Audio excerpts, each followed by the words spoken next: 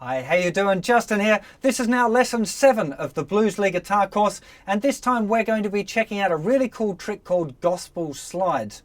The idea is kind of starting off with a 9th chord, sliding it up 2 frets so it becomes a 6th chord, and sliding it back down again. Sounds complicated in theory, but it actually just sounds great. That's why people do it, not because the theory's cool, right? So let's get to a close-up and check out how to play this thing. Okay, we're starting off here with a G9 chord, which I'm hoping you're familiar with from a previous lesson when we looked at chord extensions.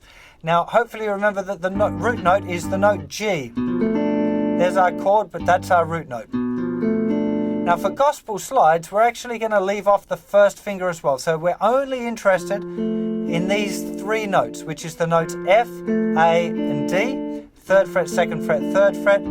I'm just playing the root note there with my thumb just so you can hear. That's the sound of a 9th chord. Now the really interesting thing, if I talk about the function of the note, sorry to get all theoretical on you, but it will make sense, I hope. This is the flat 7 in the key of G. This is the 9th. This is the reason we call it the 9th. And this note here is the 5th. So we've got a flat 7, a 9, and a 5th. Of course, the 9 chord is the one, the 9 note is the one that makes it a kind of a 9th chord. Otherwise, it'd be G7. So, what the interesting thing with gospel slides is if we slide that shape up 2 frets, and we've still got our G bass note, this actually becomes the root note, the 3rd, and the 6th. So we end up having this.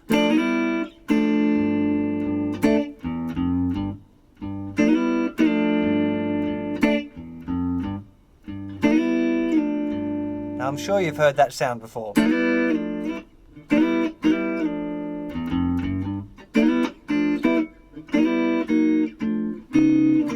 It's a really funky little sound.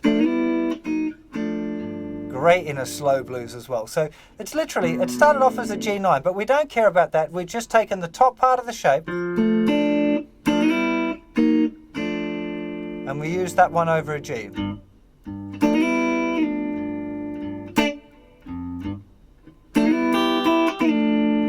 That's a little trick I saw Larry Carlton do.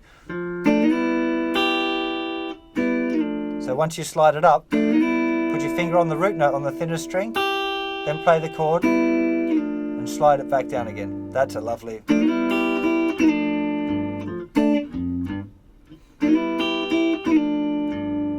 The rhythm most commonly used for gospel slides is sliding up on beat 2 and sliding back on the and after 2. So you have 1, 2, and 3, 4, 1, 2, and 3, 4, 1, and 2, and 3, 4, 1, 2, and 3. That's the most common. I mean, there's lots of different ways to use it, but that would be the one I'd recommend starting off with. Just 1, 2, and 3, 4, 1, 2, and 3, 4. Let's look at another way of doing it as well, because that's with the 6-string root there, you're based around our kind of G9 chord, but it also works great with our C9, because the top part of this, remember, is the same as the top part of that other grip that we had. These notes, same notes. So this time, we can just slide all 3, little bar. I'm using my 3rd finger. Some guys use the 1st finger. I find that a bit awkward. I like using my 3rd finger. Sometimes 2nd finger gets involved for a bit of support.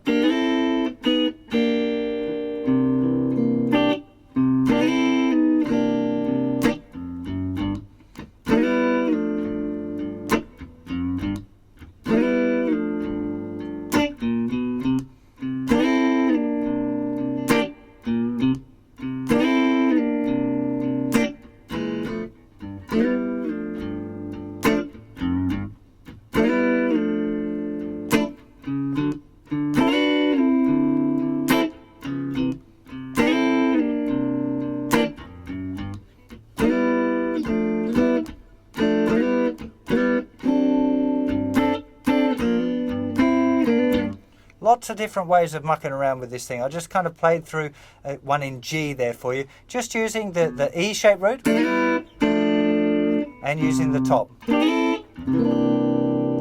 Another cool variation that I'd like to show you starts off with this 6-string root kind of grip again, but we move our first finger, instead of leaving it on the note B on the 2nd fret of the 5th string, we move it over to the 1st fret of the thinner string.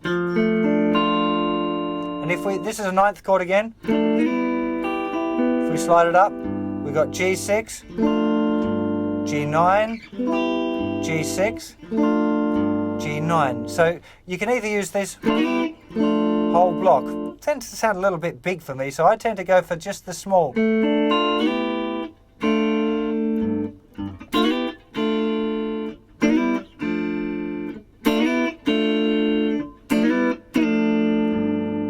Noting as well, of course, at the moment I'm just kind of sliding up. You can slide up, move it, and play it back, or you can slide up and slide it back, or you can play the middle note as well, a little chromatic. It's quite a nice one. So slide up, place back, or slide up, slide back. Any of those things work.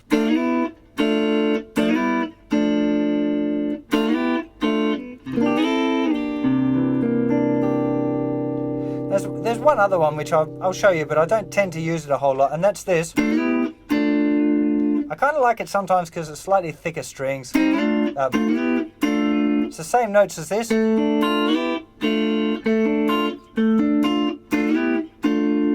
it's got a slightly rounder sound. This is in G again. The root note is here, so it's 2nd finger's going 2 frets below the root note on the 2nd string. It's a little bit complicated, but we do get that nice movement in G.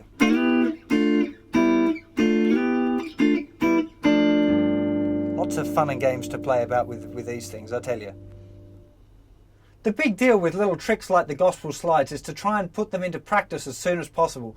So what I'd recommend now with the backing track in G is to have a play around with each of the shapes in turn. Just start off with the one with the 6-string root and muck around with that on the G. When it moves to C, move the whole shape up to the 8th fret and muck around with it there, and then back to G. Just start by using that one shape is what it's really important that you try and add these things in bit at a time, So start off with that one. Get used to playing that, really incorporate it into your playing, maybe mix it up with some of the other chords that you've been looking at so far, your 9s, 11s, 13s, the different ways of playing the 7th, the different rhythms. There's so many different things to explore now. So you've got to start to kind of mix it up a little bit and see, I'm going to use this and maybe I'll use a little bit of that one. And then once you feel confident with that 6-string root thing, then muck around with the 5th-string root one where it's just a little bar on the thin strings and see what you can get out of that. Try and make the most of each different lick rather than trying to just experiment with each one a little bit. Take one of them and experiment with it a whole lot, because it'll work its way into your playing a lot sooner and sound better, and you'll have a usable thing. It won't. A common thing for all of us, including me, when you're learning loads of different stuff, it kind of stays, new things stay in this little box of stuff that I can kind of do, but they never naturally happen in my playing.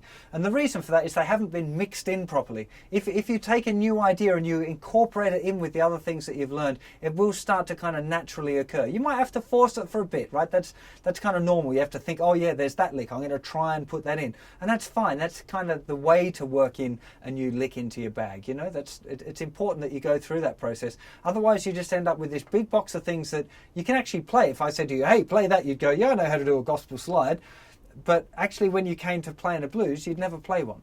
So, and that's because if that's the problem, which is a real common problem for guitar players in general, one that I still cop, and the only solution really is to make sure that you work it in more. So hope that helps. Again, I'll play you out on a little demo. We're in G this time. And what I want you to do is just experiment with the gospel slides and incorporate those other things in there. Lots of fun. I'll play you out for it, but I'll see you for another lesson very soon. Take care of yourselves. Bye-bye.